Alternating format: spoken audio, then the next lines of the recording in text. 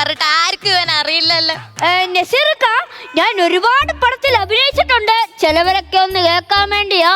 ഏതൊക്കെ പടാന്ന് പറഞ്ഞു കൊടുക്കടാ ചെറുക്ക. നസീർക്ക, എന്റെ ആദ്യത്തെ പടം എന്ന് പറയുമ്പോ മറവത്തൂർ കനവ്. അതിലേത് വേഷമാടാ? മറവത്തൂർ കനവിലെ കോരാ സാർ നല്ല വേഷമായിരുന്നു. പക്ഷെ എന്റെ റോൾ മമ്മൂക്കയുടെ റോളിനേക്കാൾ മേളാന്ന് അദ്ദേഹത്തിന് തോന്നി. അങ്ങനെ എന്നെ ഒഴിവാക്കി. അങ്ങനെ ക്യാരക്ടർ കട്ട് ചെയ്ത് പേര് മാത്രം വെച്ച് അവര് സിനിമ ചെയ്തു.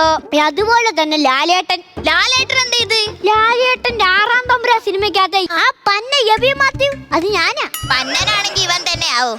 അനിയനല്ലേ, അപ്പൊ പന്നൻ തന്നെ. അതെ, സിനിമാക്കാർ സംസാരിക്കുമ്പോൾ അതിന്റെ ഇടയ്ക്ക് കയറി സംസാരിക്കരുത്, ഞാൻ പറഞ്ഞിട്ടുണ്ട്. അത് സാഹിത്യേട്ടൻ പറയൂല്ലോ, ആ പന്നൻ എബി മാത്യു പണി വെച്ചിച്ചെന്ന്. ഇത് കേട്ടപ്പോ ലാലേട്ടന് തോന്നി ഞാൻ വളർന്നു വന്നാൽ പണിയാകുമെന്ന്. അങ്ങനെ ലാലേട്ടനും മമ്മൂക്കയും കൂടാണ് എന്നെ ഒതുക്കിയത്. എടി സത്യം പറ, ഇവൻ സിനിമയിലൊക്കെ മുഖം കാണിച്ചിട്ടുണ്ടോ?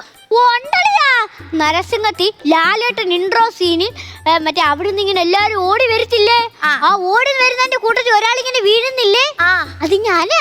അത് നീയാണോ? അത് ഞാനാ. അത് നീ